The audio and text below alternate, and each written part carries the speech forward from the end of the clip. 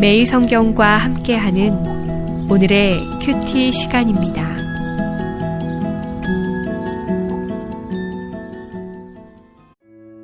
(2월 25일) 오늘의 말씀은 마태복음 16장 1절에서 20절입니다.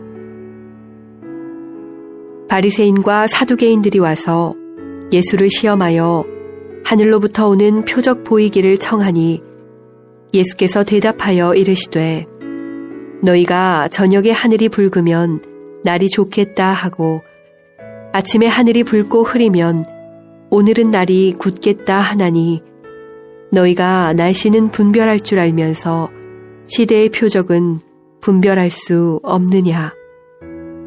악하고 음란한 세대가 표적을 구하나 요나의 표적밖에는 보여줄 표적이 없느니라 하시고 그들을 떠나가시니라.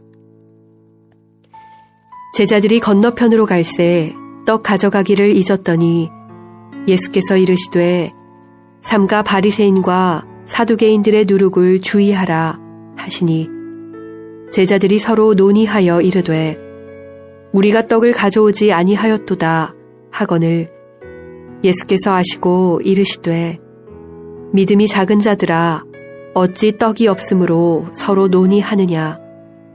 너희가 아직도 깨닫지 못하느냐. 떡 5개로 5,000명을 먹이고 주운 것이 몇 바구니며 떡 7개로 4,000명을 먹이고 주운 것이 몇 광주리였는지를 기억하지 못하느냐. 어찌 내 말한 것이 떡의 관함이 아닌 줄을 깨닫지 못하느냐. 오직 바리새인과 사두개인들의 누룩을 주의하라 하시니 그제서야 제자들이 떡의 누룩이 아니요 바리새인들과 사두개인들의 교훈을 삼가라고 말씀하신 줄을 깨달으니라. 예수께서 빌립보 가이사랴 지방에 이르러 제자들에게 물어 이르시되 사람들이 인자를 누구라 하느냐.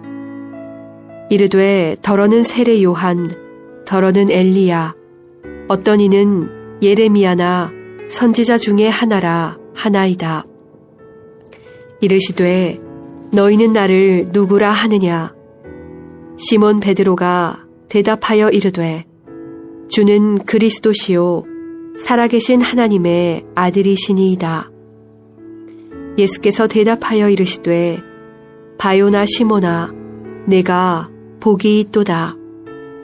이를 내게 알게 하니는 혈육이 아니요 하늘에 계신 내 아버지시니라. 또 내가 네게 이르노니 너는 베드로라.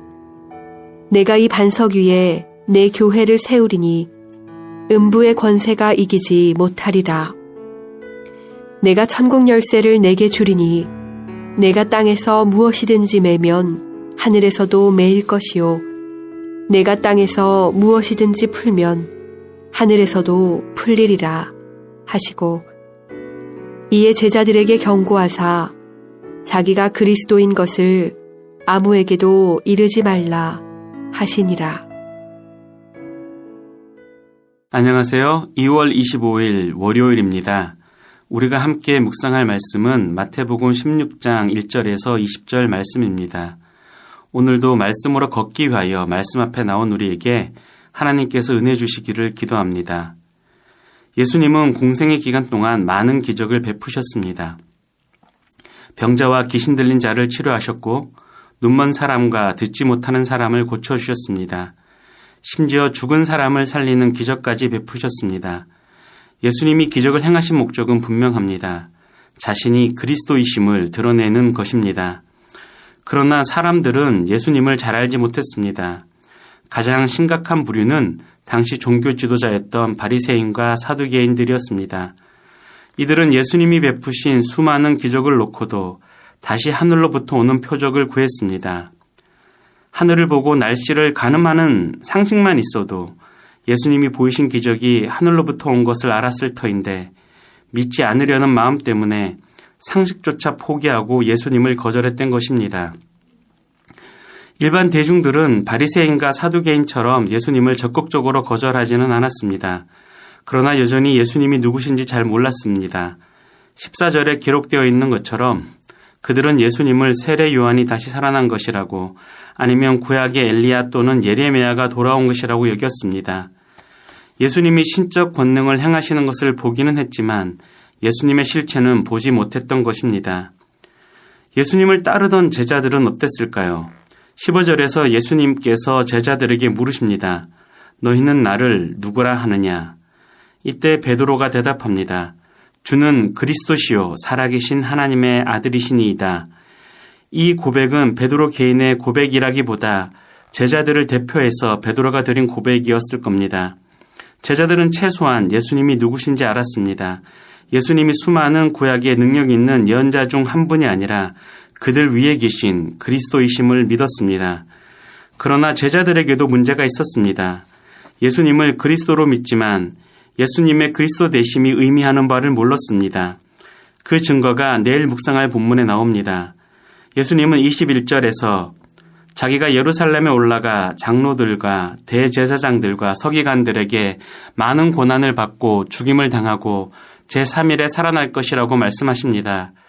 다시 말해서 다른 일을 위해 받는 고난과 죽음이 그리스도 되심의 본질이라는 것입니다. 그러나 그리스도가 고난을 받고 죽임을 당한다는 것은 당시 제자들로서는 감히 상상할 수도 없는 개념이었습니다. 그들에게 그리스도는 부와 명예와 권력을 의미했습니다. 그리스도는 이스라엘을 독립시키고 강성한 나라로 만들어서 자신들을 장관의 자리에 올려주셔야 할 분이셨습니다. 그래서 베드로는 22절에서 안 된다고 그럴 수 없다고 예수님께 항변합니다.